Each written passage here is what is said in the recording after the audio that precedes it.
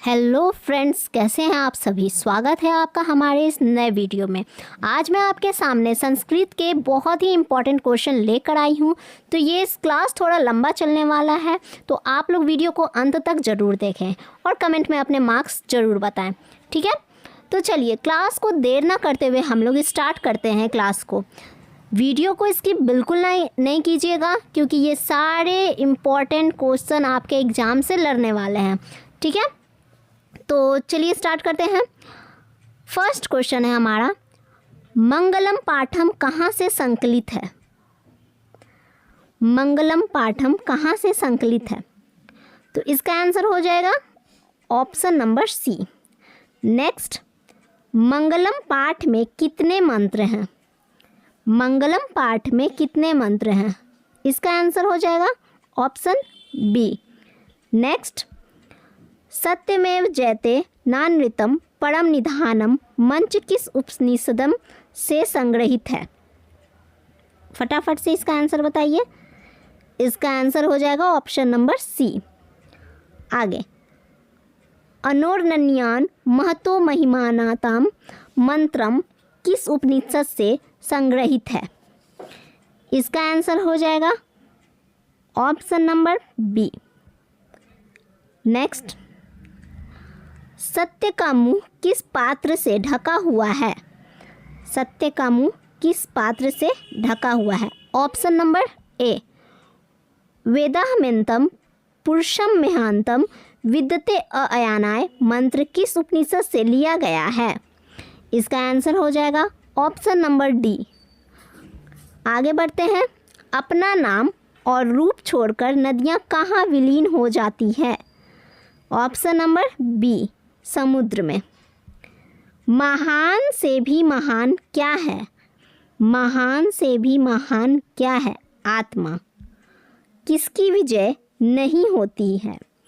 किसकी विजय नहीं होती है। Option number B. सूक्ष्म से भी सूक्ष्मतर क्या है।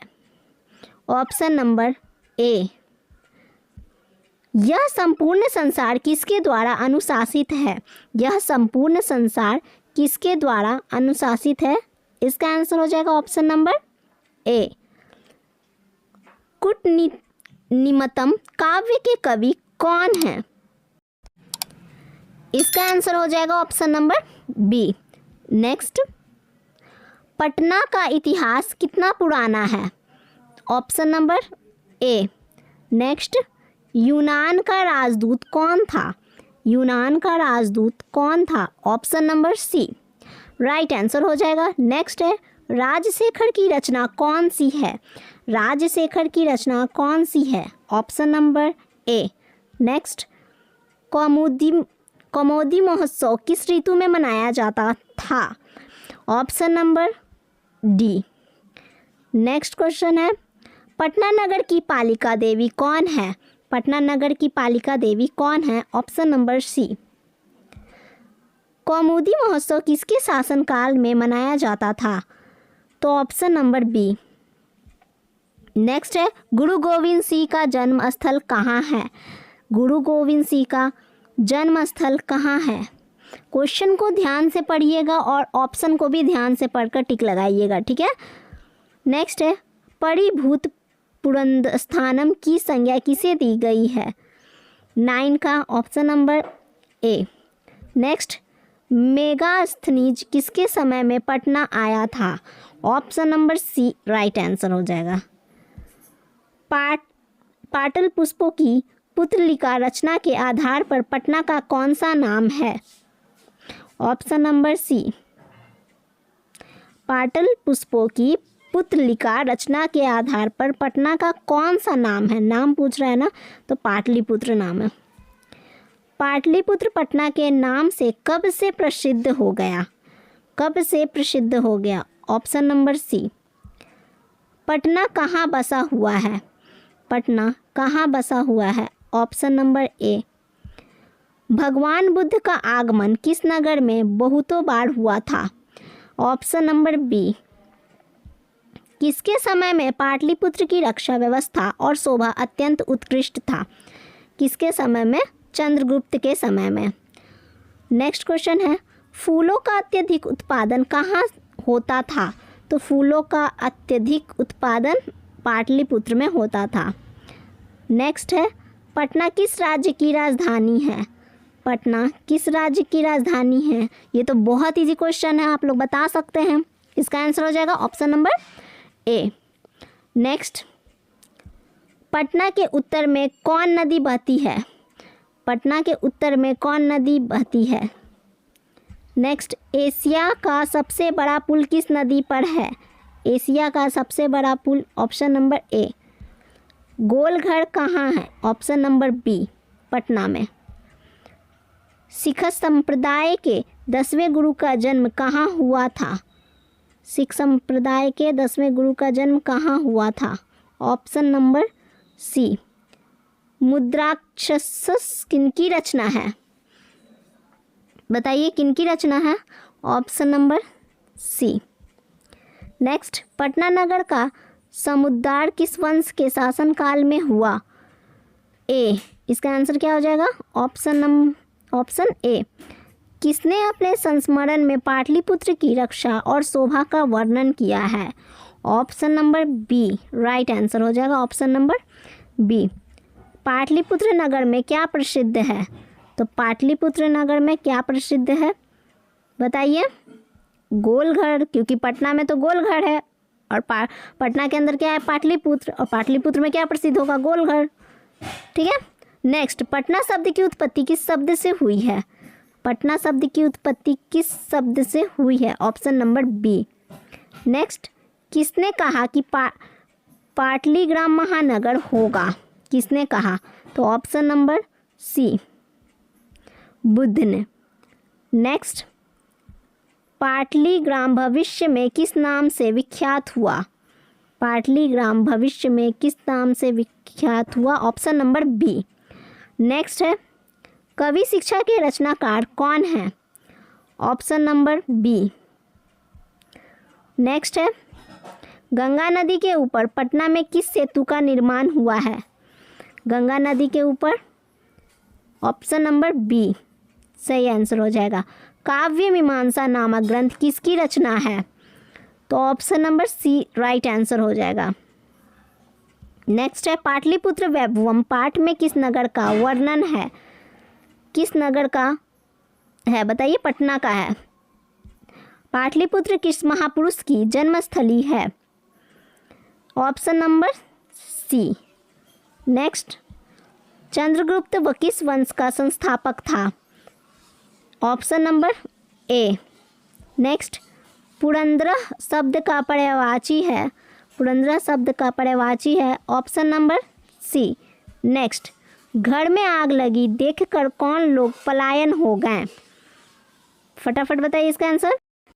इसका आंसर हो जाएगा ऑप्शन नंबर डी।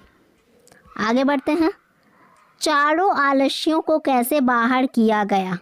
इसका आंसर हो जाएगा ऑप्शन नंबर सी। नेक्स्ट है, आलस कथांतर्गत मिथिला में मंत्री कौन थे? बताइए। Option number C right answer हो जाएगा। आगे बढ़ते हैं, नेक्स्ट है, बनावटी आलस दिखाकर कौन लोग भोजन करते थे? इसका आंसर हो जाएगा ऑप्शन नंबर सी धूर्त लोग। ठीक है। आगे बढ़ते हैं, वीरेश्वर कौन था? वीरेश्वर कौन था? ऑप्शन नंबर बी मिथिला का मंत्री था। नेक्स्ट, आलसशाला में आग क्यों लगाई गई? क्यों लगाई गई आग? ऑप्शन नंबर बी आलस्यों की परीक्षा करने के लिए।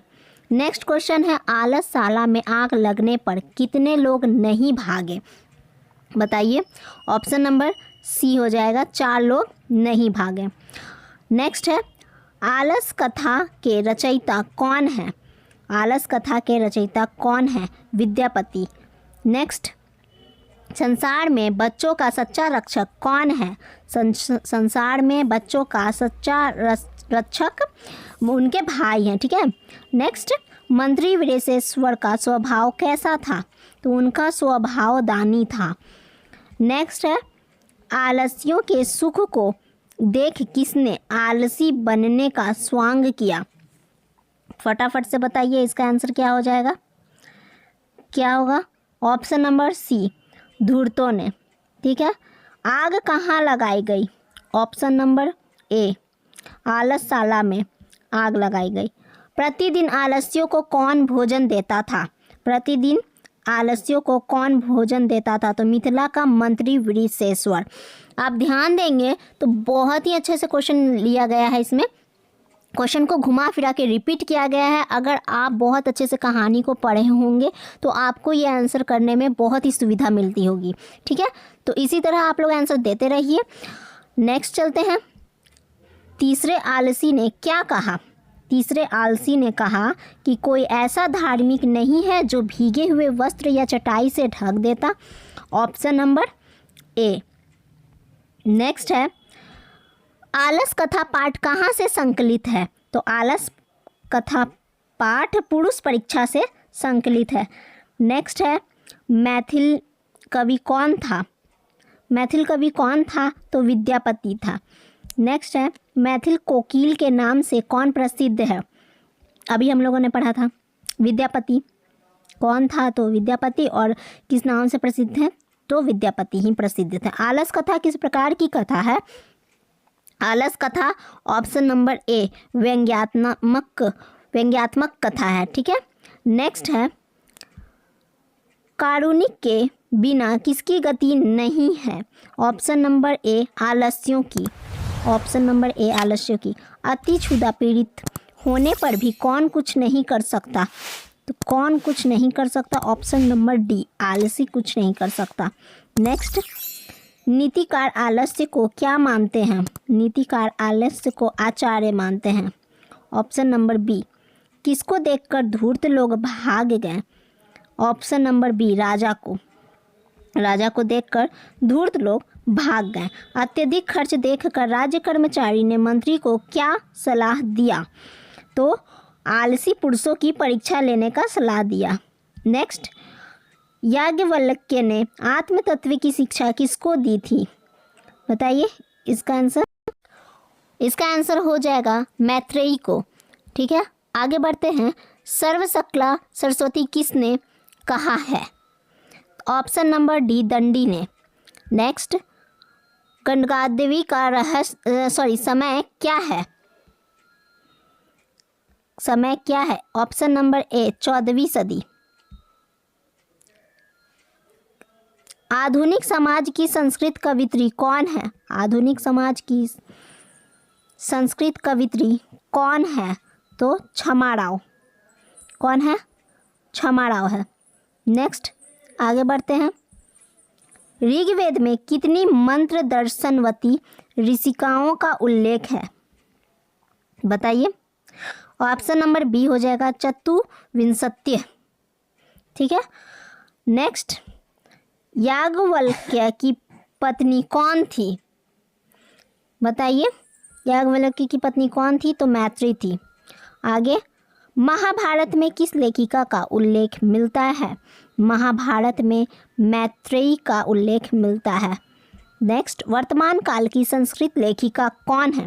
वर्तमान काल की संस्कृत लेखिका कौन है? इसका आंसर हो जाएगा ऑप्शन नंबर सी, आधुनिक काल की संस्कृत लेखिकाओं में कौन अति प्रसिद्ध है? इसका आंसर हो जाएगा ऑप्शन नंबर सी, क्षमा राव। नेक्स्ट है, विजयांका का काल की शतक में माना जाता है। इसका आंसर हो जाएगा अष्टम। आगे बढ़ते हैं। वनमाला भवालकर किस काल की संस्कृत कवित्री है? इसका आंसर हो जाएगा ऑप्शन नंबर डी, वर्तमान काल की। ठीक है, ऑप्शन नंबर डी। आगे बढ़ते हैं। याज्ञवल्क्य अपना पत्नी मैत्रेयी का किसकी शिक्षा देते थे? अपनी पत्नी मैत्रेयी को किसकी शिक्षा देते थे? तो किसकी शिक्षा देते थे? फटाफट बताइए। आत्म तत्व की। विजय भट्टारिका किसकी पत्नी थी? विजय भट्टारिका किसकी पत्नी थी? चंद्र किशोर की। किसकी थी? चंद्र किशोर की। आप लोग बताइए, बताइए जल्दी जल्दी फटाफट से बताइए। चंद्रकिशोर की नहीं थी, मैंने जो बोल दिया क्या वही सही हो जाएगा हमेशा? थोड़ा आप भी नोटिस कीजिए।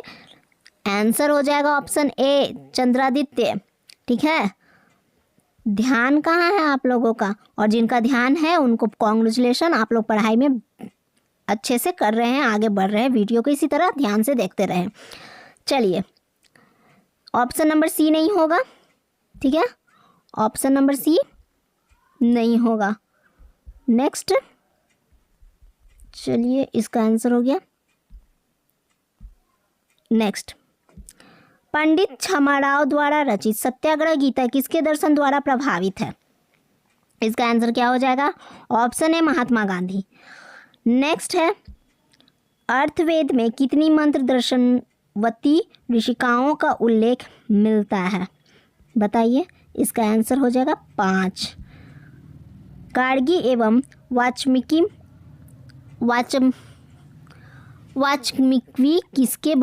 किसके दरबार में रहती थी? बताइए, वाचक्मी किसके दरबार में रहती थी? गार्गी एवं वाचक्मी। ऑप्शन नंबर बी जनक। नेक्स्ट है, विजयांका किस वर्ण यानी रंग की थी? किस रंग की थी? ऑप्शन नंबर ए श्याम रंग की थी। गांधी दर्शन से प्रभावित होकर किसने पुस्तकों की रचना की है? इसका आंसर हो जाएगा छमाराव ए। नेक्स्ट है, मधुरा विजयम किसकी कृति है? तो मधुरा विजयम गंगा देवी की कृति है। नेक्स्ट है, अच्युतराय का शासनकाल था बी 16वीं सदी में। 16वीं सदी में। नेक्स्ट है, वरदाम्बिका प्राणी परिणय चंपू काव्य किसकी रचना है? Option number C Tirumalamba. ठीक है, पंडिता छमाराव किस काल की कवित्री है? किस काल की कवित्री है? आधुनिक काल की। नेक्स्ट है, शंकर चरितम किनकी रचना है? इसका आंसर हो जाएगा ऑप्शन नंबर ए पंडिता छमाराव की रचना है। नेक्स्ट 24 क्वेश्चन, निम्नलिखित में कौन सी कृति छमाराव की नहीं है? ध्यान दीजिएगा, नहीं है तो मधुरा विजयम नहीं है, बाकी सभी है, यानी मीरा लहरी है, सत्याग्रह गीता है, कथा मुक्तावली है। पूछ रहा है नहीं है तो ये मधुरा विजयम ये रचना छमाराव की नहीं है। नेक्स्ट है, अच्युत राय की पत्नी कौन थी? तो इसका आंसर हो जाएगा तिरुमलांबा। ठीक है, नेक्स्ट है, कंपन राय की पत्नी कौन थी? तो कंपन राय की पत्नी थी गंगा देवी। नेक्स्ट है, नेक्स्ट हमारा क्वेश्चन है, ऋग्वेद में बताइए ऋग्वेद में कितनी महिलाओं का वर्णन है? इसका आंसर हो जाएगा ऑप्शन नंबर डी। ठीक है, इसका आंसर हो जाएगा ऑप्शन नंबर डी 24। आगे बढ़ते हैं, किस युग में मंत्रों की दर्शिका न केवल ऋषि बल्कि ऋषिका भी थी? इसका आंसर हो जाएगा वैदिक युग में। Option A. आगे बढ़ते हैं, गायंती देवा किल गीत कहानी किस पुराण से लिया गया है? आंसर विष्णु पुराण से लिया गया है। अहो अमीशाम किमकारी शोभनम श्लोक कहाँ से संग्रहित है? इसका आंसर हो जाएगा ऑप्शन नंबर सी भागवत पुराण से। देवता लोग किस देश की स्तुति करते हैं? देवता लोग भारत देश की स्तुति करते हैं। भारत भूमि कैसी है? भारत भूमि उपयुक्त सभी, विशाल भी है, सौंदर्यशाली भी है, भव्य ऐश्वर्य वाली भी है। ठीक है, इसलिए इसका आंसर हो जाएगा ऑप्शन नंबर डी उपयुक्त। नेक्स्ट क्वेश्चन है हमारा, सीमंतोन्नयन किस प्रकार का संस्कार है? तो ऑप्शन नंबर ए जन्म पूर्व संस्कार है। जन्म पूर्व संस्कार है। प्राचीन काल में शिष्यों को क्या कहा जाता था? बताइए, प्राचीन काल में शिष्यों को क्या कहा जाता था? ब्रह्मचारी। ठीक है, जन्म पूर्व संस्कार कितने हैं?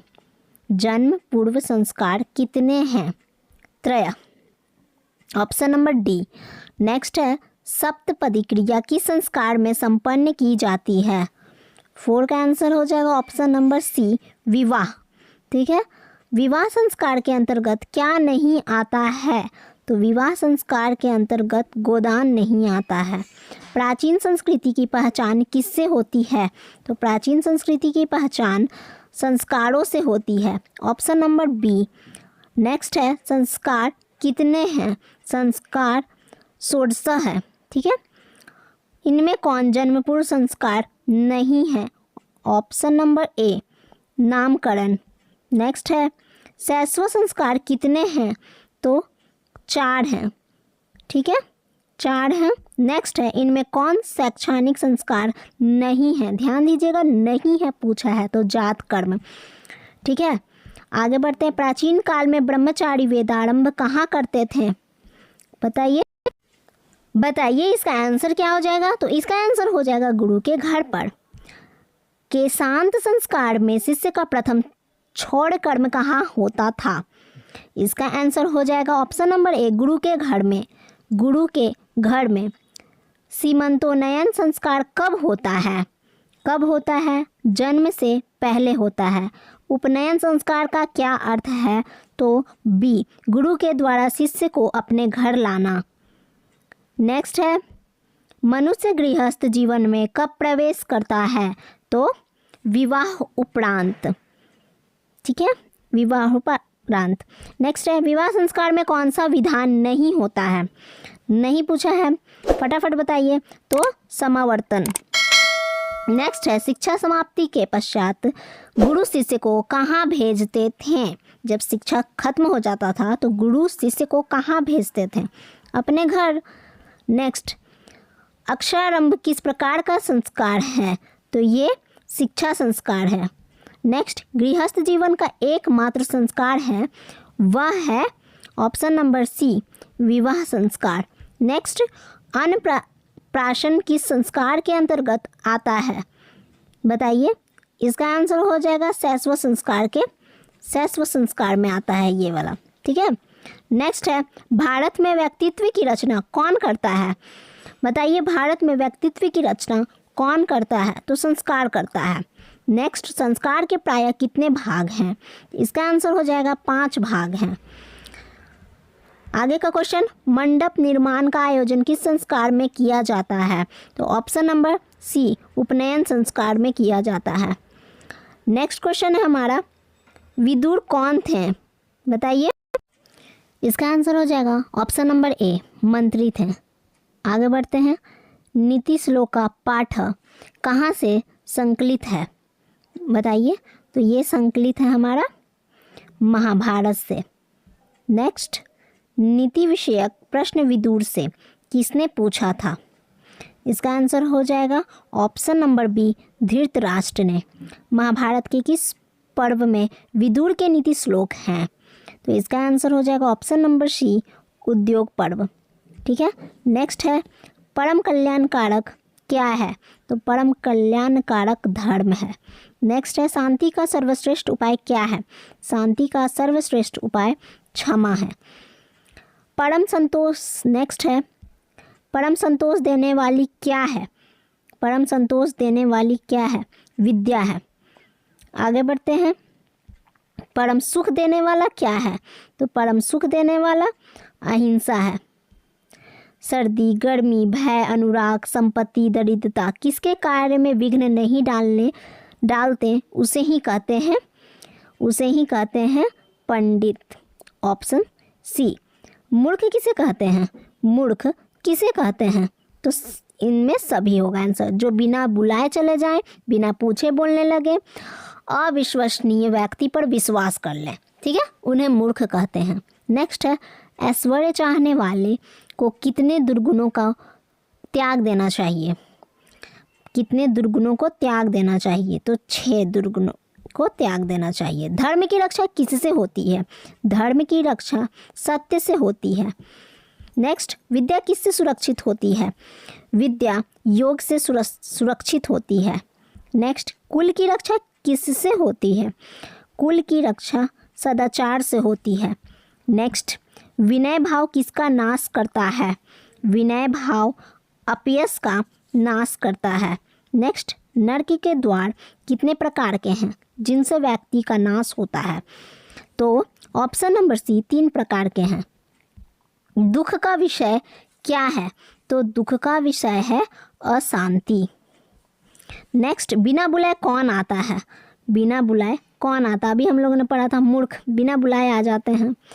नेक्स्ट क्वेश्चन है, उद्योगिनम पुरुष सी मुत्पैति लक्ष्मी, यह उक्ति किस पाठ से संकलित है?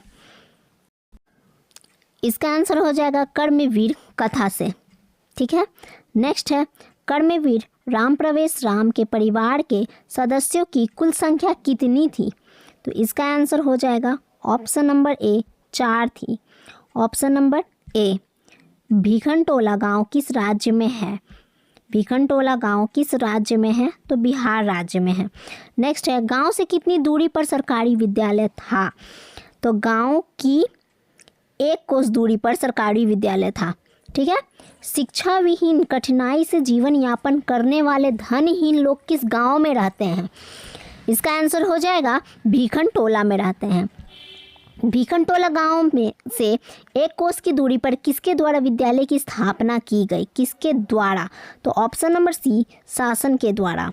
भीखनटोला गांव के निवासी कैसे थे? तो भीखनटोला गांव के निवासी इनमें से सभी यानी धन विहीन थे, धन नहीं था उनके पास, शिक्षा विहीन थे, शिक्षा भी नहीं था, और कठिनाई से जीवन यापन करने वाले थे। ठीक है। नवीन दृष्टि संपन्न शिक्षक किस विद्यालय में आए? तो नवीन दृष्टि संपन्न शिक्षक प्राथमिक विद्यालय में आए। शिक्षक कैसा था? शिक्षक नवीन दृष्टि संपन्न था। अभी हम लोगों ने पीछे क्वेश्चन किया और अभी इसी को घुमा फिरा के नए क्वेश्चन के रूप में लाया। ठीक है। भीखनटोला गांव देखने के लिए कौन आया? तो यह गांव देखने के लिए शिक्षक आया। ठीक है। छात्रों के लिए सबसे बड़ी तपस्या क्या है? तो छात्रों के लिए सबसे बड़ी तपस्या अध्ययन है। लक्ष्मी किसे वर्ण करती है? लक्ष्मी उद्योगी को वर्ण करती है। नेक्स्ट, राम प्रवेश के गांव का क्या नाम था? Option number D, Bhikhantola. Next, Karmaveer कौन है? तो कर्मवीर राम प्रवेश हैं। ठीक है। कर्मवीर राम प्रवेश ने किस परीक्षा में उच्च स्थान प्राप्त किया? किस परीक्षा में उच्च स्थान प्राप्त किया? केंद्रीय लोक सेवा आयोग में। ठीक है। जैसे अभी आप लोग का एग्ज़ाम बहुत नज़दीक है तो आप लोग भी चाहेंगे उच्च स्थान प्राप्त करना, तो आप लोग किस, बताइए आप लोग किस स्थान उच्च स्थान प्राप्त करेंगे, लेकिन किस में? देखिए यहाँ ऑप्शन भी है, ऑप्शन है मैट्रिक, तो आप लोग मैट्रिक मत मार कर आ जाइएगा। ठीक है। क्योंकि ये हम लोगों के बुक और कथा पे आधारित है, बुक से रिलेटेड है, तो मैट्रिक नहीं मार कर आइएगा। ठीक है। केंद्रीय लोक सेवा आयोग। चलिए इसी के थ्रू हम लोग आगे बढ़ते हैं। बालक राम प्रवेश किसके शिक्षण शैली में आकृष्ट हुआ? ठीक है। ए, शिक्षक के। शिक्षक के। किसकी ख्याति सभी जगह गूंजने लगी? किसकी ख्याति सभी जगह गूंजने लगी? तो राम प्रवेश की ख्याति सभी जगह घूमने लगी। कर्मवीर कथा से शिक्षा मिलती है। क्या शिक्षा मिलती है हमें? कि हमें कर्म करने चाहिए, फल की चिंता नहीं करने चाहिए। जैसे कि अभी आप लोग कर्म कीजिए, फल की चिंता नहीं कीजिए, क्योंकि कर्म अच्छे रहेंगे मतलब पढ़ाई अच्छे से किए रहेंगे तो ऑब्वियस सी बात है कि आप लोग के रिजल्ट अच्छे आएंगे, रैंक अच्छे आएंगे, है कि नहीं। और जो कर्म ही नहीं किए रहेंगे, पढ़े ही नहीं है, वीडियो को ध्यान से अंत तक देखे ही नहीं है, अब वो बैठे बैठे क्या सोचेंगे कि काश मेरा रिजल्ट निकल जाए, पास भी हो जाए तो चलेगा। तो ऐसे नहीं होता है। ठीक है। वीडियो देखना पड़ेगा, मेहनत करना पड़ेगा, साथ साथ शिक्षक जो बोलते हैं उन्हें सपोर्ट करना पड़ेगा, और आपको भी खुद पे मेहनत करना पड़ेगा, तब जाकर आपके रिजल्ट और रैंक आएंगे।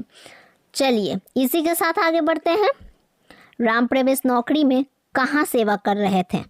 तो इसका आंसर हो जाएगा ऑप्शन नंबर बी, केंद्र प्रशासन में। फिर आगे बढ़ते हैं। राम प्रवेश का घर किस तरह का था? तो राम प्रवेश का घर कुटी था। ठीक है। आगे का क्वेश्चन, स्वामी दयानंद के बचपन का नाम क्या था? इसका आंसर हो जाएगा मूल शंकर था। आगे की ओर बढ़ते हैं। स्वामी दयानंद ने किस नगर में आर्य समाज की स्थापना की? इसका आंसर हो जाएगा ऑप्शन नंबर बी, मुंबई में। गुजरात प्रदेश स्थित टंकारा ग्राम किनका जन्म स्थल है? टंकारा ग्राम किनका जन्म स्थल है? इसका आंसर हो जाएगा स्वामी दयानंद का। ठीक है। आगे, मध्यकाल में भारतीय समाज में कौन सा दोष था? मध्यकाल में भारतीय समाज में कौन सा दोष था? ऑप्शन नंबर बी, अस्पृश्यता और धार्मिक आडंबर था। ठीक है। आगे, स्वामी दयानंद का जन्म कब हुआ था? तो स्वामी दयानंद का जन्म ऑप्शन नंबर बी 1824 ईस्वी में हुआ था। मूलशंकर का घर छोड़कर किसके समीप गए? मूलशंकर घर छोड़कर किसके समीप गए? बताइए किसके समीप गए थे? इसका आंसर हो जाएगा गिरजानंद के समीप गए। बाल विवाह प्रथा के विरुद्ध किसने महान प्रयास किया? तो बाल विवाह प्रथा के विरुद्ध किसने महान काम किया या प्रयास किया? शिव शंकर ने किया। शिव शंकर ने किया। आगे, मूल शंकर यानी स्वामी दयानंद ने सत्यार्थ प्रकाश नामक ग्रंथ की रचना किस भाषा में की? सत्यार्थ प्रकाश की रचना किस भाषा में की? इसका आंसर हो जाएगा ऑप्शन नंबर सी, राष्ट्रभाषा हिंदी। नेक्स्ट है, स्त्रियों में अशिक्षा किस समाज में थी? किस समाज में थी? तो भारतीय समाज में थी। वस्तुतः देवता कहाँ नहीं है? वस्तुतः देवता मंदिर में नहीं है। वेदों के प्रति धर्मानुयायियों का ध्यान किसने आकर्षित किया? तो वेदों के प्रति तो विद्यासागर ने किया। वेद भाष्य की रचना किसने की? वेद भाष्य की रचना दयानंद ने की। नेक्स्ट है, स्वामी दयानंद की मृत्यु कब हुई? तो स्वामी दयानंद की मृत्यु ऑप्शन नंबर बी 1883 ईस्वी में हुई। स्वामी दयानंद का जन्म कहाँ हुआ था? स्वामी दयानंद का जन्म गुजरात में हुआ था। नेक्स्ट,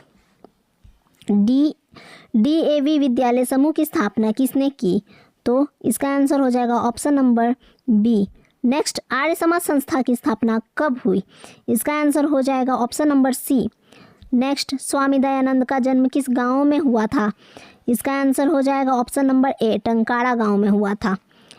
नेक्स्ट है, रात्रि जागरण छोड़कर मूल शंकर कहाँ गए? तो रात्रि जागरण छोड़कर मूल शंकर घर गए। मूर्ति पर चढ़ाए गए चीज़ों को कौन खा रहा था? तो ऑप्शन नंबर बी, चूहा खा रहा था। नेक्स्ट है, मंदाकिनी वर्णम पाठ वाल्मीकि रामायण के किस कांड से संकलित है? बताइए। इसका आंसर हो जाएगा ऑप्शन नंबर ए, अयोध्या कांड। अयोध्या कांड। मंदाकिनी वर्णम पाठ अध्याय कांड के किस सर्ग से संकलित है? इसका आंसर हो जाएगा option number C, 95। Next, Ramayana के रचनाकार कौन है? ऑप्शन नंबर बी, वाल्मीकि हैं। रघुवंशम किनकी कृति है? रघुवंशम कालिदास की कृति है। रघुवंश के किस सर्ग में मंदाकिनी वर्णन है? इसका आंसर हो जाएगा ऑप्शन नंबर बी, 13वें सर्ग में। 13वें सर्ग में। नेक्स्ट है, मंदाकिनी वर्णन किस छंद में है? तो ये option number A. Next, Mandakini वर्णन पाठ में किस नदी का वर्णन है? तो इसमें ऑप्शन नंबर ए, गंगा नदी का वर्णन है। गंगा नदी किन पक्षियों से सेवित होकर शोभायमान है? बताइए। इसका आंसर हो जाएगा ऑप्शन नंबर बी, हंस और सारस से। नेक्स्ट, गंगा के जल को किसने मलिन कर दिया? तो गंगा के जल को हरनियों के झुंड ने। ठीक है। नेक्स्ट है, दोनों भुजाएं ऊपर उठाकर सूर्य देव की आराधना कौन कर रहे हैं? इसका आंसर है मुनिगण। आगे बढ़ते हैं, मंदाकिनी नदी में कौन स्नान कर रहे हैं? मंदाकिनी नदी में कौन स्नान कर रहे हैं? तो मुनि। ठीक है, मुनि। नेक्स्ट है, मंदाकिनी नदी किस पर्वत के निकट बह रही है? मंदाकिनी नदी चित्रकूट के। ठीक है, मंदाकिनी नदी में नाचते हुए के समान कौन प्रतीत हो रहे हैं? ऑप्शन नंबर सी, पर्वत। वनवास प्रसंग में राम सीता लक्ष्मण के साथ कहाँ पहुँचते हैं? बताइए कहाँ पहुँचते हैं? तो चित्रकूट पहुँचते हैं। नेक्स्ट क्वेश्चन है, हितोपदेश किसकी रचना है? बताइए जल्दी जल्दी इसका आंसर कमेंट कीजिए। हितोपदेश किसकी रचना है? चलिए अब मैं ही बता देती हूँ। ऑप्शन नंबर बी, नारायण पंडित की। ठीक है, हितोपदेश कैसा ग्रंथ है? तो ये कैसा ग्रंथ है? तो नीति परक। बाघ कहाँ बैठा हुआ था? तो बाघ तालाब किनारे बैठा हुआ था। नेक्स्ट, बाघ के हाथ में क्या था? तो बाघ के हाथ में सोने का कंगन था। नेक्स्ट, बाघ कैसा था? बाघ उपयुक्त सभी हो जाएगा। बूढ़ा भी था, गलित नखदंत था, शक्तिहीन था, नखदंत था, गलित नखदंत था मतलब नाखून नहीं थे उतने बड़े बड़े, और शक्तिहीन था, शक्ति भी नहीं था उस बाघ में। अपने को वंशहीन कौन कहता था? तो अपने को वंशहीन बाघ कहता था। भाग्य नैतन संभवती किसने सोचा? तो इसका आंसर हो जाएगा ऑप्शन नंबर ए, पथिक ने। कुत्र तव कनकनम किसने कहा? ऑप्शन नंबर ए, चोर ने। औषधि का प्रयोजन किसके लिए नहीं है? तो औषधि का प्रयोजन ऑप्शन नंबर डी, निरोग के लिए नहीं है। कीचड़ में कौन फंस गया? तो कीचड़ में पथिक फंस गया। कीचड़ में पथिक फंस गया। क्रिया के बिना ज्ञान किसके समान निष्फल होता है? क्रिया के बिना ज्ञान बंध्या स्त्री के आभूषण के समान। ठीक है, नेक्स्ट आगे बढ़ते हैं। बाघ को किसने दान करने का उपदेश दिया था? तो बाघ को कोई धार्मिक व्यक्ति ने कहा था। ठीक है, आगे किसने पथिक को मार कर खा गया? कौन था? ए, डाकू था, बाघ था, कौन था? डाकू। धन किसे देना चाहिए? तो धन देना चाहिए था निर्धन को। 15 नंबर, व्याघ्रपति कथा से क्या शिक्षा मिलती है? तो यही शिक्षा मिलती है कि लोभ पाप का कारण होता है। कर्णस्य दानवीरता पाठ कहाँ से संकलित है? इसका आंसर बताइए फटाफट। इसका आंसर हो जाएगा कर्णभार से, ऑप्शन नंबर बी। आगे, कर्णभार नाटक के रचयिता कौन है? ऑप्शन नंबर ए, भास। नेक्स्ट, कर्णभार का उपजीव्य ग्रंथ कौन है? इसका आंसर हो जाएगा ऑप्शन नंबर बी, महाभारत। कर्ण कौन था? ये तो सभी बता सकते हैं। कर्ण कौन था? कुंती का पुत्र थे कर्ण, दानवीर इनको कहा जाता था। महाभारत किसकी कृति है?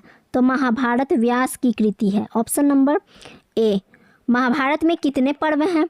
महाभारत में कितने पर्व हैं? 18 पर्व हैं। नेक्स्ट, ब्राह्मण के वेश में कर्ण के समीप कौन जाता है?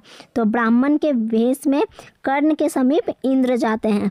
कर्ण ब्राह्मण वेशधारी इंद्र को पहले क्या देना चाहता है? ऑप्शन नंबर ए, 1000 गाय। ठीक है, नेक्स्ट, कर्ण किस देश का राजा था? कर्ण किस देश का राजा था? अंग देश का, अंग देश का।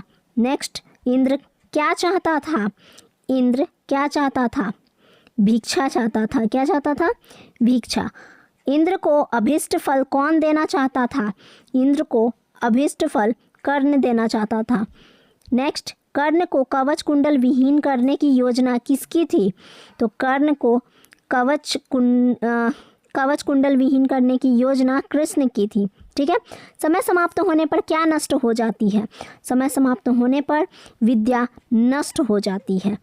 आगे, सनातन अछून क्या रहता है? ऑप्शन नंबर बी, दान, दान रहता है। नेक्स्ट, महत्तरा भिक्षा याचे, यह वह किसकी युक्ति है? इसका आंसर हो जाएगा ऑप्शन नंबर सी, शक्र की। ठीक है, नेक्स्ट हमारा क्वेश्चन है, आज विश्व में सभी देशों में क्या दिखते हैं? क्या दिखते हैं? इसका आंसर हो जाएगा ऑप्शन नंबर सी, कलह दिखते हैं। ठीक है, लड़ाई झगड़ा सब यही चलते रहता है आज के विश्व में। ठीक है, कलह कौन बढ़ाते हैं? कलह कौन बढ़ाते हैं? तो शत्रु देश बढ़ाते हैं।